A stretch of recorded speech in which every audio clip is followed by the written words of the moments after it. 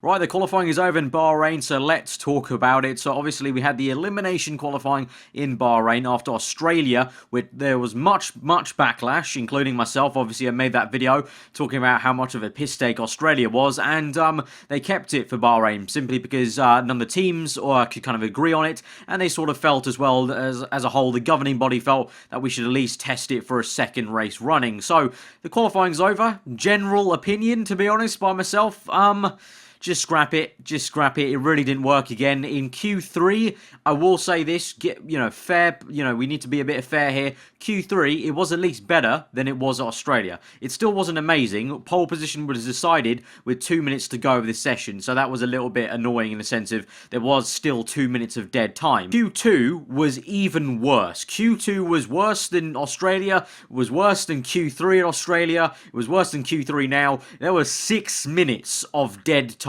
6 minutes where basically no one was out. I think Hulkenberg was one and only car out in like the 5th or 4th minute left to go, and he popped himself up into 8th place, but he was the only car running when there were still 10 cars left in it, and the other 5 were already eliminated. Pretty much when you had the McLarens finishing their laps, pretty much they crossed the line with their first flying lap, and then the clock started, and it was too late for them to get back to the pits, try second time. So pretty much the bottom 5 had a one-shot qualifying in Q2, which is it's just rubbish. It's rubbish for them because it shouldn't be one shot. There has been a one shot qualifying in F1 before, and it worked horribly. The general consensus is it didn't work very well, and it's a shame to see all these teams that could do a little bit better, they could improve on the lap time, and they literally just don't have time. They don't have time to go back to the pit and redo it. And then obviously all of those guys are out, and that means pretty much the top 8, top 10 are all safe. I mean, obviously it's a top 8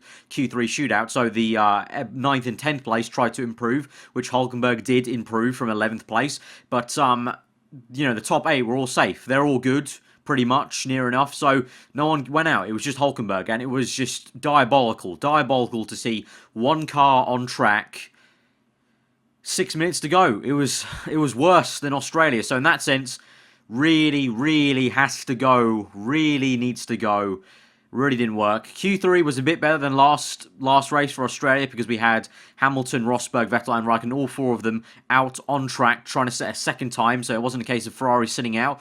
Obviously, Hamilton set a blistering lap time. If you haven't seen it yet, this is your spoiler warning, but Hamilton got pole position, a blistering lap time, probably one of the best laps he's done, and he broke the record for Bahrain, which is absolutely amazing. But Rosberg was not too far back as well, 700th of a second. So in general, Mercedes as a whole were absolutely just blistering. They were a good, 4/10 in the end, near enough, half a second. They were saying in the conference, basically, when they're interviewing Vettel, asking him how it felt, and he himself didn't have any answer in the press conference, which was a little bit worrying to hear. He said the car felt fantastic, but he just had no answer for what, Mercedes just pulled 4/10 out of the bag, and, they improved by 500. So, yeah, that's going to be interesting for the race.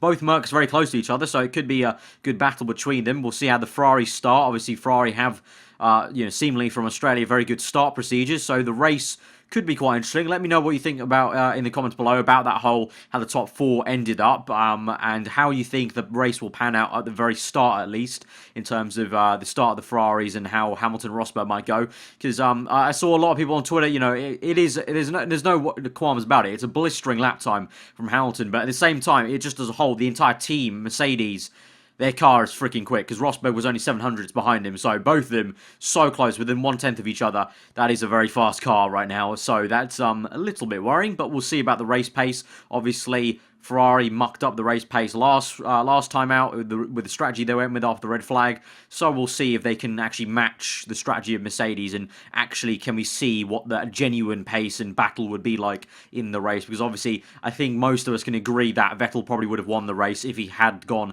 onto the medium tyre after that red flag in Australia. And then obviously, as I just mentioned, we talked about Q2, we talked about the elimination qualifying. Let me know what you guys thought of that. Personally, from what I was seeing from you guys on Twitter, at least, on my Twitter, by the way, if you want to follow me, it's at _aarava. It's in that corner over there. I talk about the F1 weekend during qualifying of the race, but a lot of you guys were agreeing with me, and just general consensus on my timeline was Q2 was diabolical. Q3 was better, but still quite poor to see 2 minutes left of dead time. And Q1 was it's just a shame to see some of these cars being cut out completely. Although I will mention Q1, talking about not the actual elimination, just the general performance, Verline getting in P16, absolutely amazing for him.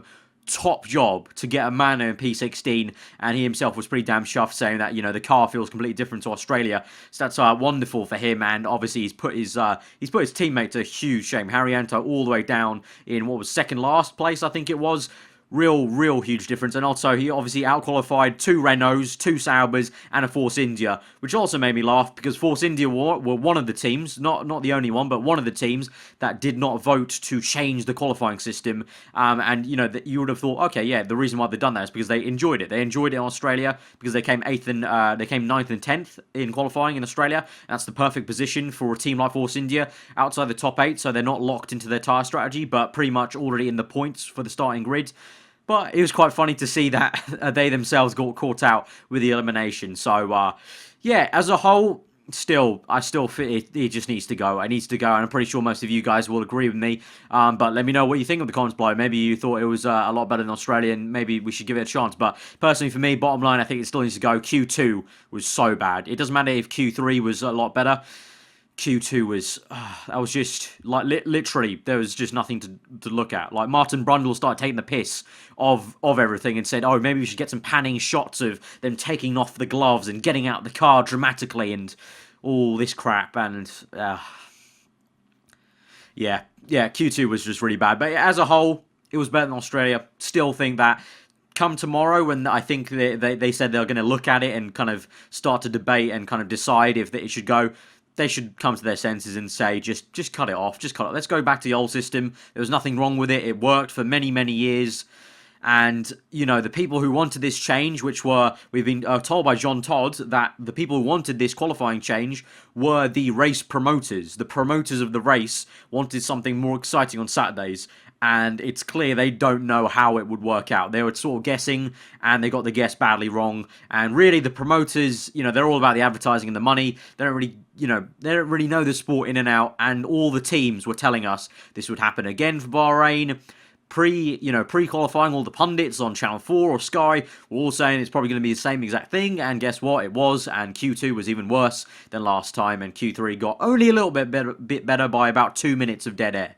So, yeah, just cut it out, F1. Just cut it out. But, yeah, anyway, that's been a video. If you enjoyed it and you want to let me know what you thought in the comments below, let me know, all that good stuff. Smash that like button if you did enjoy it. Subscribe if you're new around here for weekly Formula 1 content. I will be doing a podcast tomorrow after the Bahrain Grand Prix with Callum and Tom, 2 other guys I make videos with, about the Bahrain Grand Prix. So if you're new around here and you want to watch that, then do get subscribed for that. That'll be straight after the Bahrain Grand Prix. I'll try my fastest to get it out there once we record it. So, yeah, that's been the Bahrain Grand Prix kind of qualifying look at and a little discussion. Less so of a rant. Last time in Australia I did more of a rant. It was a very kind of raw kind of video, but this one I've sort of mulled it over for about a minute, thought about it, and I've just sort of like discussed what I thought about it. So let me know what you guys thought. That's also pretty much the other half of the video, just getting to know your thoughts in the comments below about that, guys. So I'll read them through. Very interesting to see what you guys always think about that stuff. But yeah, I've been over. Have a rest of your day, and I'll see you guys next time. Goodbye.